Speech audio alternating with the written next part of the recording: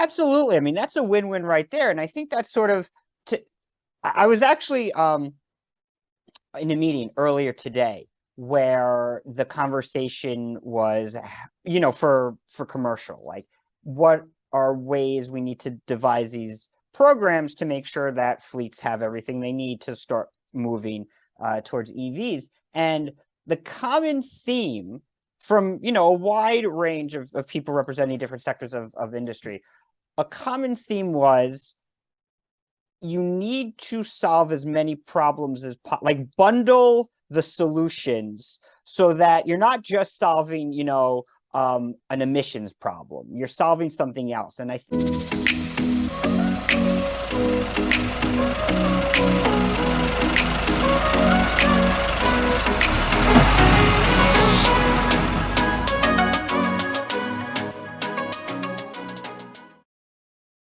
welcome to Stream, a trucktractortrailer.com production. My name is Zach Miller. I'm your host. I'm really excited to be joined by Billy Fetzner, who, among many other things, is the host of the Green Business Impact podcast. And we're going to be talking a little bit here about sort of the state of the EV market, because, Billy, I think there's a lot of misinformation out there.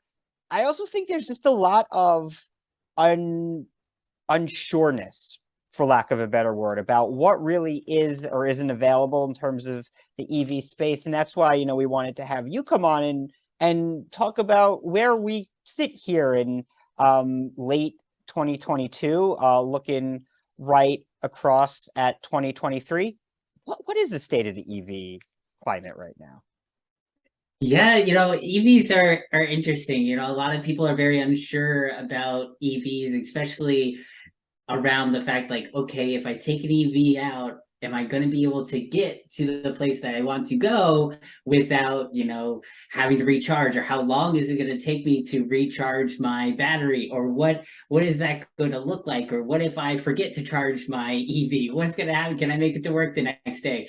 There's so many questions, and a lot of people are unsure about like what this actually means. And also, like, on top of that, like the batteries, do I have to, when the battery comes due to be replaced, am I going to have to shell out another $10,000 to replace that battery for the end for the car? So there's a lot of questions. A lot of people are unsure about where we're at. What does that look like? And so there are a lot of people that I've talked to who are looking to try to solve some of these problems.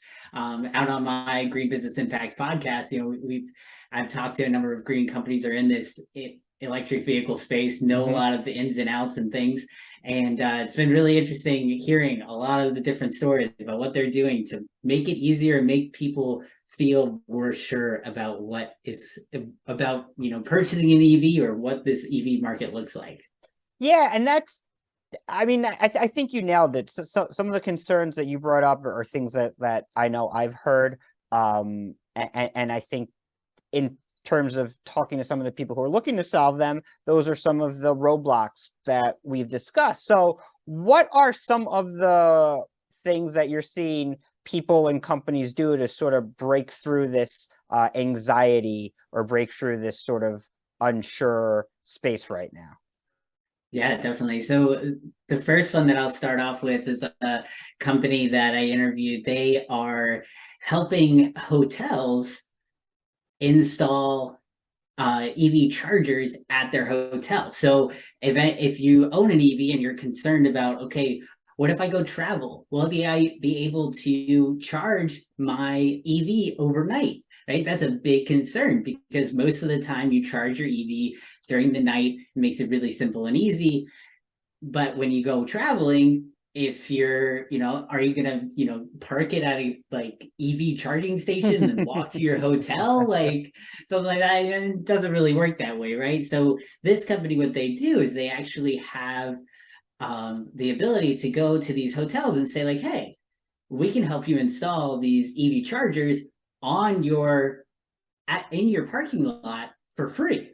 Because what they do is they have a number of state incentives and payback programs that will actually allow you to purchase allow the hotels to purchase these EV chargers and put them directly on the hotel parking lot, so that EV people who are own EVs and go and travel to that hotel, it gives them a perfect opportunity to charge their EV at night, and they can also, the hotel can also charge people to charge their they can make them pay for the charging for the electricity, so that gives them another additional income stream completely for free. So that's what this company is doing, hotel EV chargers. They're helping hotels be able to install these EV chargers for free and giving people a lot more options when they go traveling, to have the security that when they go traveling somewhere that they'll actually be able to charge their EV. So it works out in multiple ways.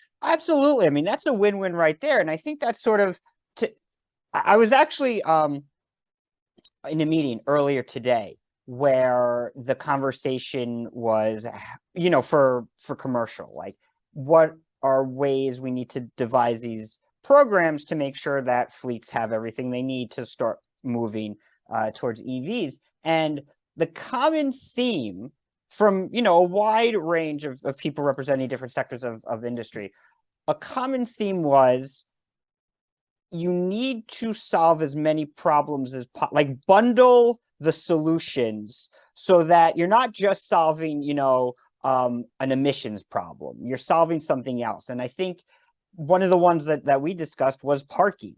And I think that's exactly it. You're solving a problem of people's range anxiety, really.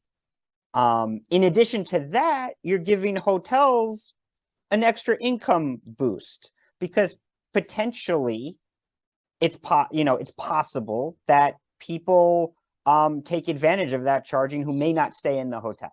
It's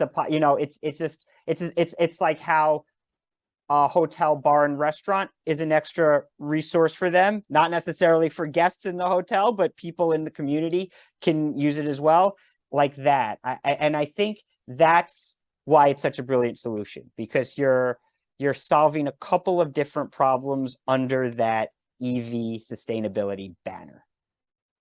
Yeah, definitely. And that's what we really need a lot of too here, is to allow to bundle things together, because you're going to attract different people for different reasons as well. So, they might not, a person might not be like all about, oh, the environment, or it's important for this, or I want to save the planet or something like that.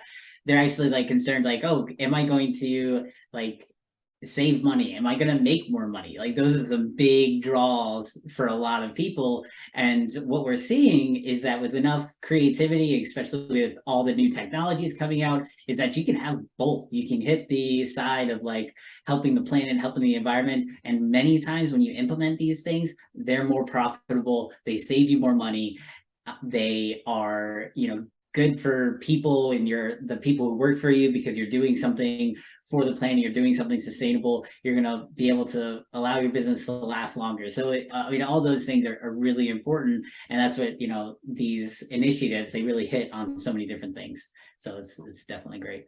And that's what I mean on your podcast, when you're talking to people in the business world, people in industry, that's sort of what you're seeing, right? Where different people will get excited about different aspects of this.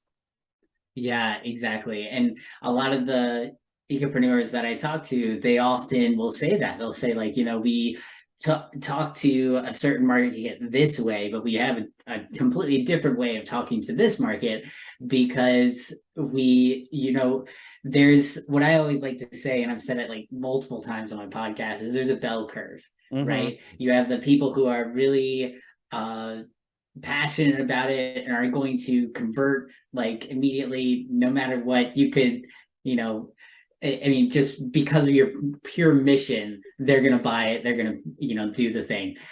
But you have that, big, huge portion in the middle who, unless you give them like some good enough reasons, you're not going to, reach them. And so that's what they've found a lot.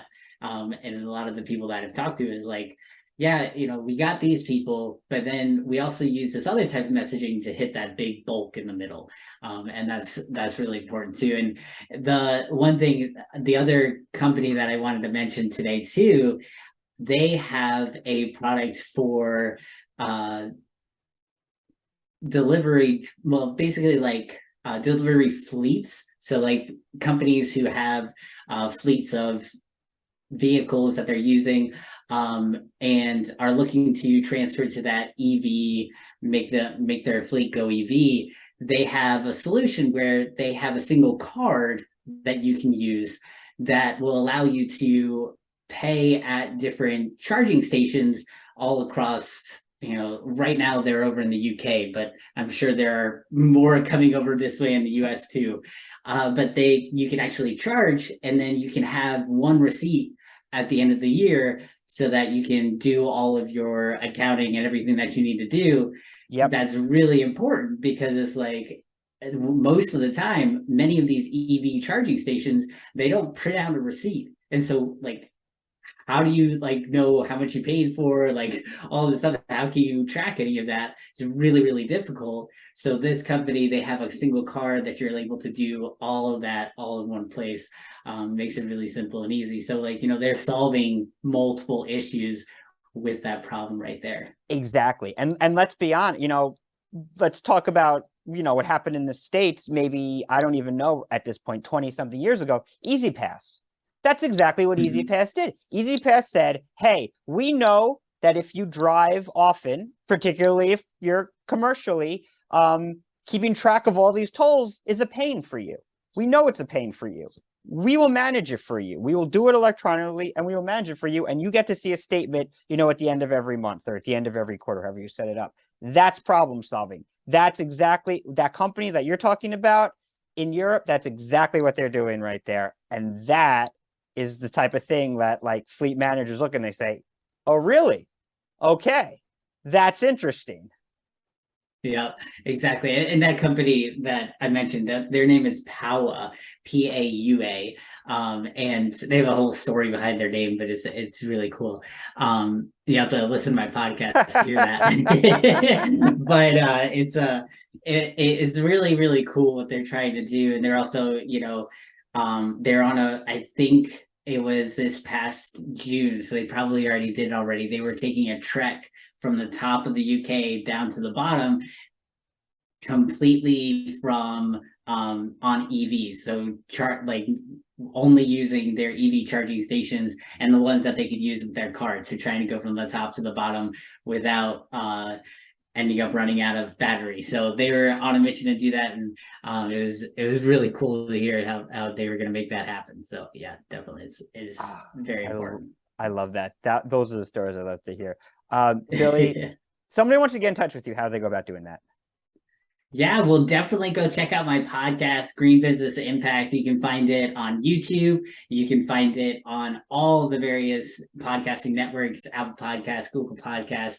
Just definitely, follow my show, subscribe. And if you want to hit me up, find me on LinkedIn, Billy Fetzner. That's a great way to get in touch with me. Absolutely. And if you like the content you see here, please subscribe to Stream, and we'll see you next time.